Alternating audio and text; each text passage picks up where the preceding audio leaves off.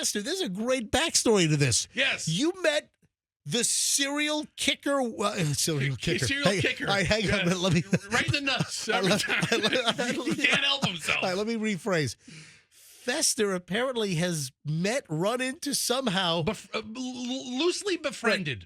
The serial killer whisperer. Or something like that. I mean, so concisely tell us the story. I can't concisely tell you. Just tell me the damn story. All right, I'm going to tell you the very long, elaborate version. You run into a guy named Bill Kimberlin. So get this. Last week, Michelle was here. I think it was maybe Thursday or Friday of last week. You mentioned, MJ, that that on Netflix they have the Gabby Petito docuseries story. And you mentioned how you're not going to watch it. Right. And we talked about why you're not going to watch it. It dropped on Netflix, the new documentary on Gabby Petito. And again, I feel awful for Gabby Petito's family. Nothing but support for them. Screw the Laundrie family. Screw Brian Laundrie. I don't care to watch the documentary. Yeah, so you're not going to watch it. We talked about why. Maybe we're too close to it. But anyway, I brought up the fact that, hey, I might watch it, and I really enjoy these kind of real, true life crime things. And I mentioned how I will watch anything that comes out for like the Peterson case or the Menendez brothers or the OJ. How did you come in contact with the serial killer whisperer? So that afternoon, like Friday afternoon, I get a text message. By the way, that's not his name. Yeah, he might as well be. But he might hate that designation, but... You know what? What's he going to do? Kill you? I mean, seriously, he knows how. No. He's not the serial killer. No, he's the psychologist. He's the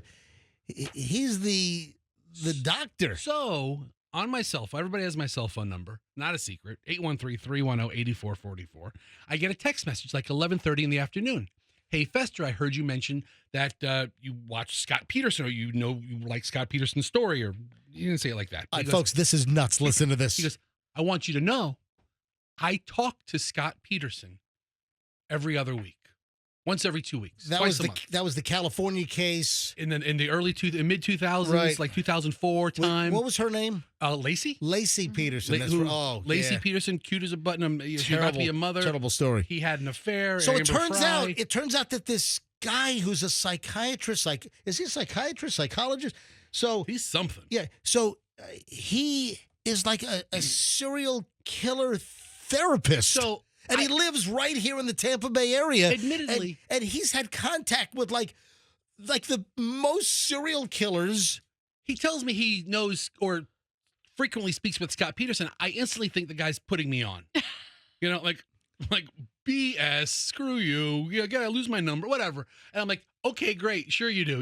LOL, And he's like, no, I really do. And he mentions that he has several books out. And I'm like, yeah, okay, whatever. Send me a copy of, or send me your Amazon link. Let me see your book. And I'm kind of vetting this guy. And he's like, listen, I know them all. And he sends me the link. And I go, I'll buy your book on Amazon. He goes, nope, I'll do you one better. I'll drop off a signed copy to the morning show. And he did. The book is called Watch Me Die, Last Words from Death Row, Bill Kimberlin. And he listens every day. And I said, how long have you been listening? He's been listening every day since 2021. Wow. And so, but after listening to our morning show, I mean, Morons in the News inspires him to talk to serial killers. It's signed. Yeah. I have a signed copy of Watch Me Die to the best morning show in the country. Hope you enjoy this light reading material.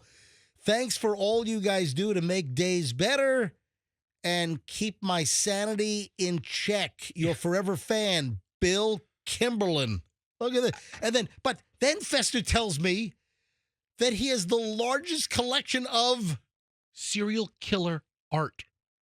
Oh my God. I guess once you ingratiate yourself to these serial killers and they feel that they can trust you, he gets mailed their drawings or doodlings or art.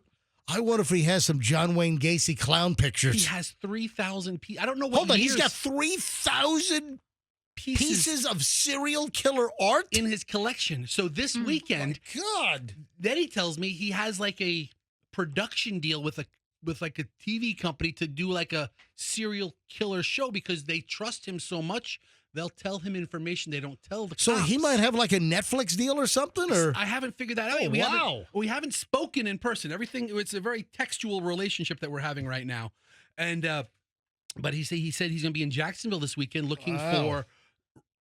for remains that authorities don't know where they are because they've never been disclosed, but he can disclose it to them. So anyway, my wife thinks he's totally crazy and wants me to avoid it. She goes, "Get away from the serial killer guy."